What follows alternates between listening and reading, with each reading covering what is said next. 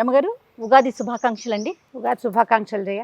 I dream media ప్రేక్షకులందరికీ పరాభవనామ సంవత్సర ఉగాది శుభాకాంక్షలు. రమగారు ఒకసారి మనము వేసవి కాలంలో మామిడికాయ పచ్చడి చేసాం, మామిడి చెట్టు కింద కూర్చొని. అవును, మళ్ళీ ఉగాది పండుగ రోజు పరాభవనామ సంవత్సరంలో మొట్టమొదటిసారి ఉగాది పండుగ రోజు ఒక దేవాలయంలో ఎస్ చక్క దేవాలయం మీద ఉన్న పావురాళ్ళని కనపడుతున్నాయి, మామిడి చెట్టు కింద కూర్చున్నాం. మనం ఇప్పుడు కేపీహెచ్పిలో ఉన్నటువంటి విశాలాక్షి సమేత కాశీ విశ్వనాథ క్షేత్రంలో ఉన్నామండి. ఆలయ ప్రాంగణం అయితే ఎంత అద్భుతంగా ఉందంటే ఉగాది స్పెషల్ చేద్దామని చెప్పేసి రమగారు నేను ఇక్కడికి వచ్చాము. ఎప్పుడు స్టూడియోలోనే మాట్లాడుతూ ఉంటాం కాబట్టి పండగ రోజు మొట్టమొదటిగా ఒక ఆలయంలో చేస్తే బాగుంటుంది అనే ఒక ఉద్దేశంతో ఇక్కడ మొదలుపెట్టాం కదా రమగారు. ఎలా అనిపించింది మీకు ఆలయ ప్రాంగణం? చాలా బాగుంది, విశాలంగా ఉంది, చక్కగా స్పేషియస్గా అన్ని దర్శనాలు అన్ని చోట్ల స్వాములు అందంగా ఉన్నారు. శివ పరివారం ఉంది పూర్తిగా, శివపార్వతులు, వినాయకుడు, షణ్ముఖుడు, తర్వాత కరుమారి అమ్మని అమ్మవారు ఉన్నారు, అవును, ఆంజనేయ స్వామి, మొత్తం కలిసి చక్కగా శివ పరివారం ఉంది. పుట్టినరోజు నాడు దర్శనం చేయవలసిన క్షేత్రం ఇట్లా శివ పరివారాన్ని చూడాలి బర్త్డే రోజున. అవునా రమగారు? అప్పుడు బాగుంటుంది. పెళ్లి రోజు, పుట్టినరోజు మనం ఆయుష్మాలు చేస్తాం కదా, అలాంటప్పుడు ఇలాంటి క్షేత్రం దర్శనం చేస్తే మంచి అద్భుతంగా ఉంటుంది. రైట్. ఇక ఉగాది అంటే ఏంటి రమగారు? ఉగస్య ఆది ఉగాది అంటారు. ఉగం అంటే నక్షత్రం తాలూకు గమనాన్ని ఉగం అంటారు. దాంతోపాటు యుగ ఆదిగా కూడా చెప్తారు. యుగం అంటే చూడు, మన సంవత్సరము ఉత్తరాయణము దక్షిణాయనము జంటతోటి కలిసి ఉంటుంది. ఈ రెండు అయనాలు ప్రయాణాలు కలిసి నడిచే దాంట్లో ఇది ఒక మొదటి రోజుగా చెప్పబడుతుంది. ఈ రోజున ఏంటంటే మనకి నిన్నటి దాకా ఉన్న సంవత్సరం వేరు, ఇవాల్టి సంవత్సరం వేరు. ఈ రోజు నుంచి గ్రహాల స్థితిగతులు, నడకలు, గమనాలు పూర్తిగా అన్నీ మారిపోతాయి. నిన్నటి దాకా ఉన్న మన గ్రహస్థితి వేరు, ఇవాల్టి గ్రహస్థితి వేరు.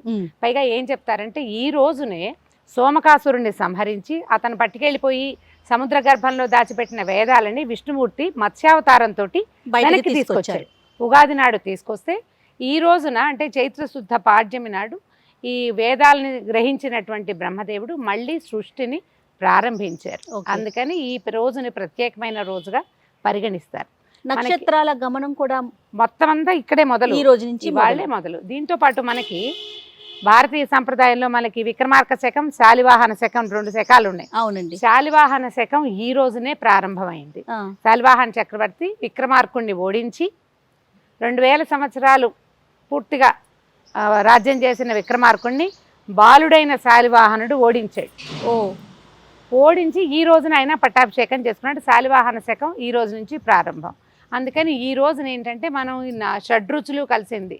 ఏమేమిటి కలుస్తాయి? ఉప్పు, పులుపు, తీపి, కారం, చేదు, వగరు, ఈ 6 రుచుల సమ్మేళనంతో ఒక ప్రత్యేక పదార్థాన్ని కావించుకొని ఈ 6 కూడా మనకి ప్రకృతి నుంచి స్వాభావికంగా లభించే వాటితోటే ఒక పదార్థాన్ని చేసుకుని ఆ పదార్థాన్ని ఈ రోజున స్వీకరించడం ద్వారా జీవితంలో ఇలాంటివన్నీ వస్తూనే ఉంటాయి.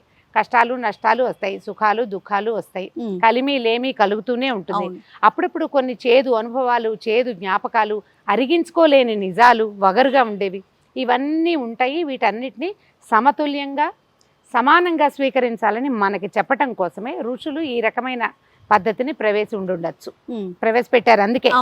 అందుకని మనం ఏం చేస్తాం, మొత్తం భారతీయ సంప్రదాయం కాదు ఇది, మన తెలుగు వారు ఈ ప్రత్యేకమైన పద్ధతిని పాటిస్తాం. ఈ ఉగాది రోజున చక్కగా షడ్రుచులతోటి ఉగాది పచ్చడి చేసుకుని మనం ప్రసాదంగా స్వీకరించి చుట్టుపక్కల స్నేహితులకి, బంధుమిత్రాదులకి పంచిపెట్టి అందరితో కలిసి సంతోషంగా గడిపి తొలి రోజు కాబట్టి ఈ పండగ రోజున పోట్లాటలు, కొట్లాటలు, తూతూ మేమేలు, తగాదాలకి దారితీసే సంఘటనలు లేకుండా సామరస్య ధోరణితోటి అందరితోటి కలుపుకుని పోయి సాయంకాలము మధ్యాహ్నము మన అవకాశాన్ని బట్టి ఒక దేవాలయ దర్శనం చేయటము, తర్వాత మన పంచాంగ శ్రవణం చేయటము ఈ రోజున చేయవలసిన విధి విధానంగా చెప్తారు.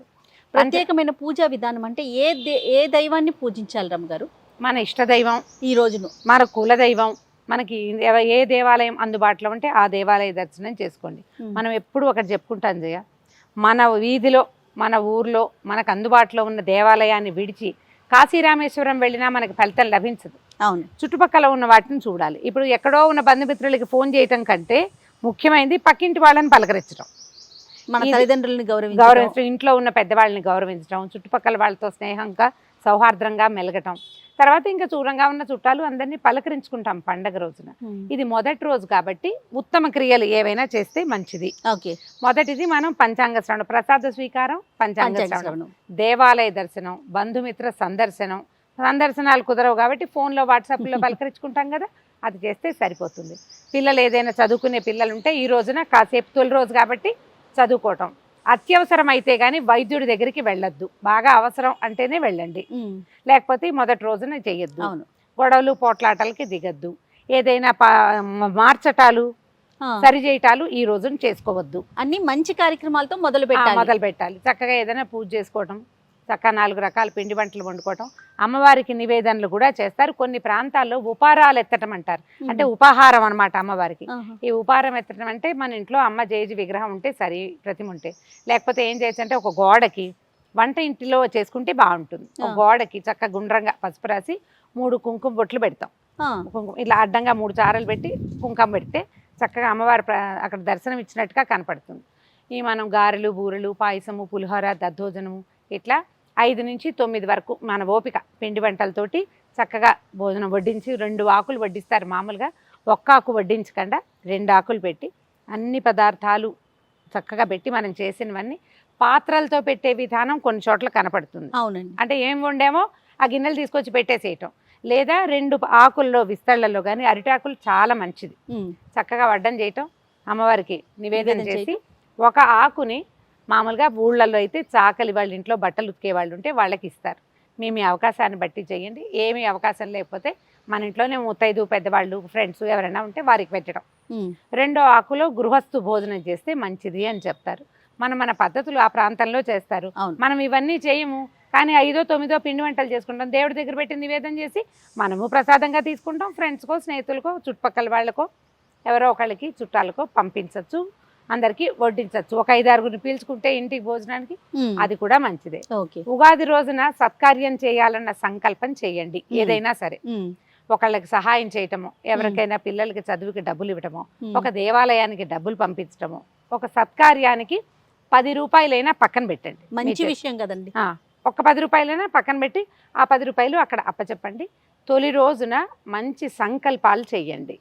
మొదటి రోజు కాబట్టి ఇవాళ కనుక మంచి ఆలోచనలతో ఉంటే సాధారణంగా మనం చెప్తాం, పొద్దున్నే లేవగానే చూడండి మంచి ఫ్రెష్గా ఫీల్ ఉంది అనుకోండి, రోజంతా వైబ్ ఉందని చెప్పి అంతా వైబ్స్ కదా.